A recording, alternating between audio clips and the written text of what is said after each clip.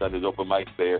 But it looks like he might have to find a new home because in 2019, their business model is going to change a little bit, and instead of trying to be 3 or 4 things all rolled into one, they might just kind of like cut it down to about 2 or 3. Y'all keep good. I mean, y'all keep talent down there, so it always happens. Oh, yeah. Always got some things happening. Always got some things going on a regular basis. So we're looking forward to seeing how that plays out and things of that nature. And by the way, if you're listening and you've got some comments on both the Durham music scene or just life in general, or maybe you want to think about what you've got to say about what's going on and what you've observed on the political front, our number to call is 646-668-8393. So I know we got some folks out there listening, so if you've got some comments that you want to add to what we're talking about, definitely know that number is 646-668-8393.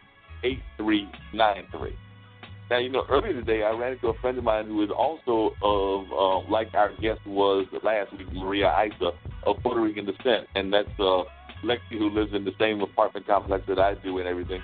And she was telling me something that I did not realize, which is how rough things are, because it sounds like she's a supporter of statehood for that country. I believe Maria was going more for the independence route. But she was saying that when her grandmother, who still lives in Puerto Rico, has to go and get hospital care, she has to bring her own blanket. That's how short they are with supplies. And she has to bring her own blanket and some of her own equipment, linen and things, because they don't have that even there at the hospital. And she was also telling me that teachers there make half of what the teachers here make. So it sounds like they might make somewhere in the neighborhood of maybe $1,300 or $1,400 a month, which is only half of what teachers make. And we know teachers don't make a lot in the first place, even here. But if you cut that in half, you can only imagine what it would be like to survive. So definitely it sounds like she was definitely a fan of Puerto Rico getting statehood, if not getting independence. Because I don't know that she was necessarily a proponent as much as Maria is of the independence movement, but definitely it sounds like there are some hard times held over there in that area. Wow. Goodness. This is a lot, man, a lot. Whole lot of things going on in the world. Whole lot of things going on.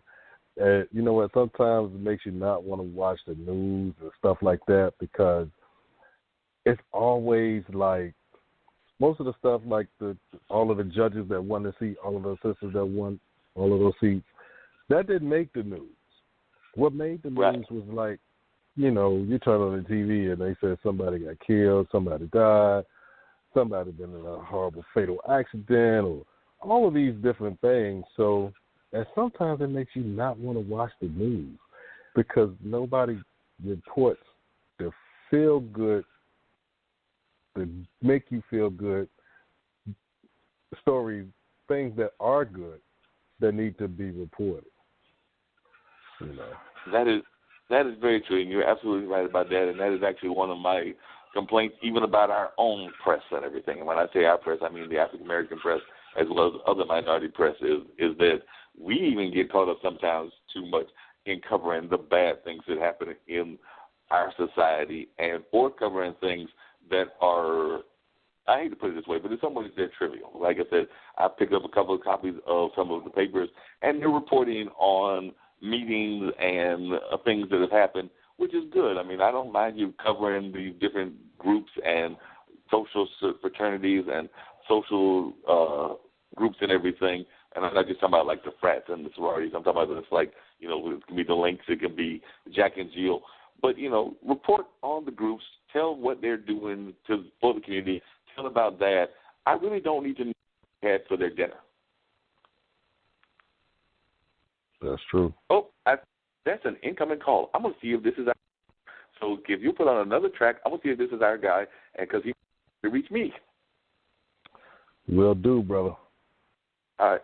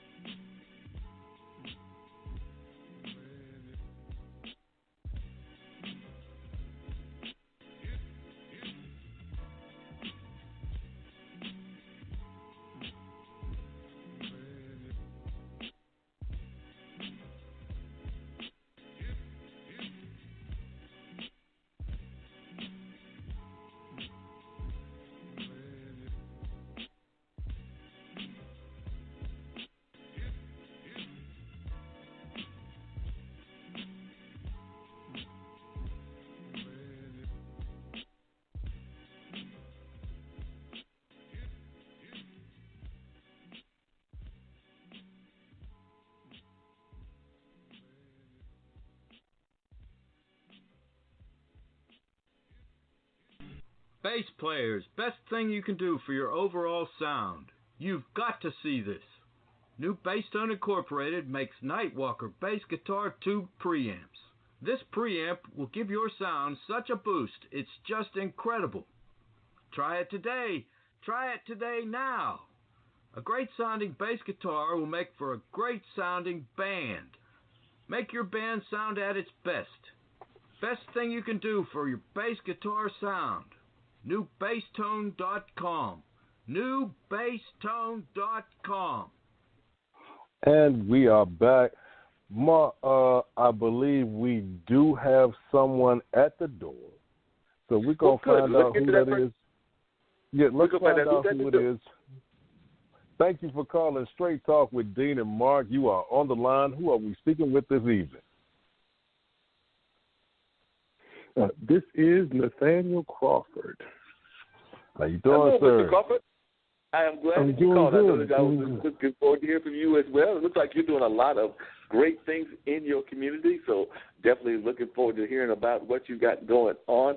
But if you will share with our listeners a little bit about what you're doing, because like I said, you've done a lot of great things in the community, and I'm just curious to learn more about what's going on in your world. We've been talking about just the world in general today, because earlier I was talking to Dean about some of the things that have happened politically and things of that nature, but because we saw a very interesting shift in the House, but we're just interested now to find out what's going on in Nathaniel Crawford's world. Well, a little bit of everything. You know, I'm based here in sunny South Florida, and I work primarily in real estate.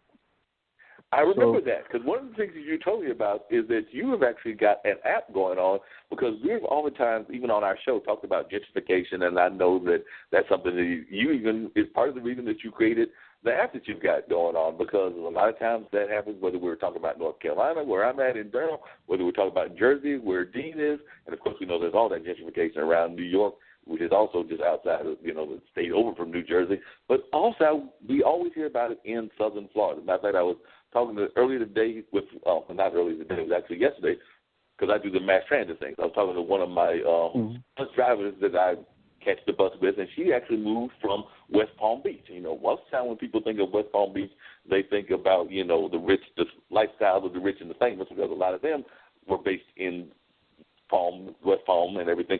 But she was actually telling me that West Palm has actually got a reputation of even some serious crime going on, which I had never really associated with West Palm. I mean, many years ago, back in the late 80s, worked in Boca Raton, so I knew of Boca as being kind of a risky area. I knew of West Palm as being kind of a risky area, but she was like, no, there's a lot of crime going on in West Palm, and of course there's the rising prices, because she was talking about how, I think one of her coworkers had gone to Orlando and was trying to, talk about how cheap the housing was in Orlando, and she's from Florida. She was like, look, you talking Disney. Houses ain't cheap where Disney is. You just need to, stop that noise right then and there. Yeah, well, I guess it's all relative, though. Like with West Palm, with the more affluent parts of West Palm are east. So the closer you get to the beach, of course, the higher the prices go up, and the crime in most cases tends to go down. As you go further west, those property prices go down. And then you see some of the areas that historically have been African American and are, due to zoning and a lot of other external forces,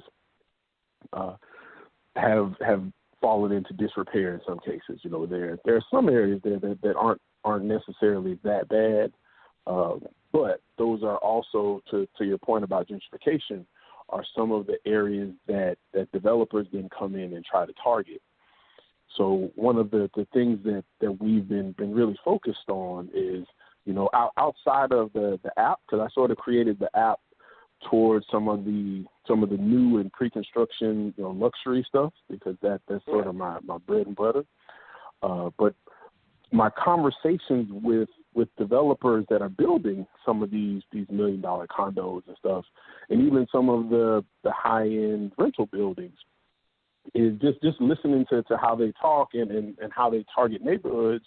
One of the things that I've sort of learned is, I think in a lot of ways, when we as African Americans learn real estate, we learn it from the perspective of people outside of our community.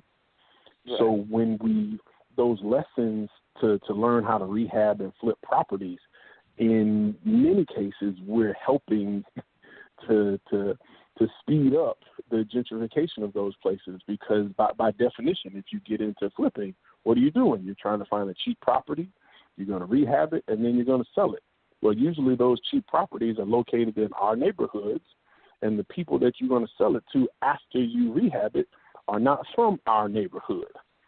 Right. So I think part of what we can really begin to focus on, and this is something that I've been working on and been doing a lot of research on, some creative construction stuff, and actually building homes using shipping containers and some other really, really unique things, is if we can come up with ways to raise the property values in our community, whether that's just better property maintenance, and when properties become available, making sure that people who have a connection to the community know about those properties, then that property value going up will then deter a lot of that investment, because it will no longer make financial sense for developers to come in and buy these properties if they can't make the math work for them on the flip. So if I need to be able to make X number of dollars on a particular property, but I can't get it if I have to pay, say, $150,000 for this property instead of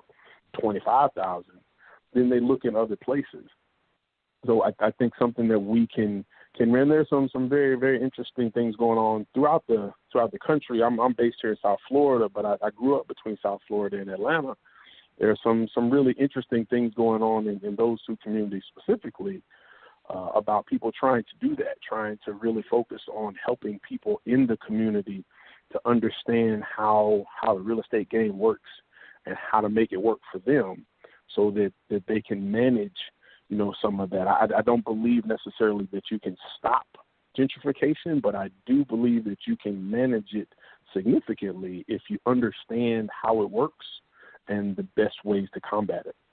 Yeah, because it's interesting that you bring that up, because I'm actually thinking about some things that have been happening here in North Carolina, because we've had here in North Carolina, particularly in Durham, but actually in a lot of the other cities too, whether that's Greensboro or Charlotte, a lot of people that are doing what you just talked about. They've been targeting communities that were, in the past, they were what people would have considered the hood.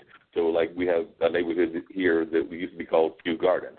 And Kew Gardens has now been turned into these kind of apartments that you're talking about, that are more high-end kind of apartments, that they kind of like demolished what was the projects, and now they've redeveloped these projects into like these big townhomes and these regular kind of houses that are outside of the price range for the folks that used to live in Kew Gardens when it was the project, because a lot of times that's what happens in these areas, is that other parts of the society will see opportunity and they'll find ways to land grab or to drive people away from that area. And like you said, it might be even buying the property. I've seen a lot of that around North Carolina Central University, where there might be the university itself or it might be developers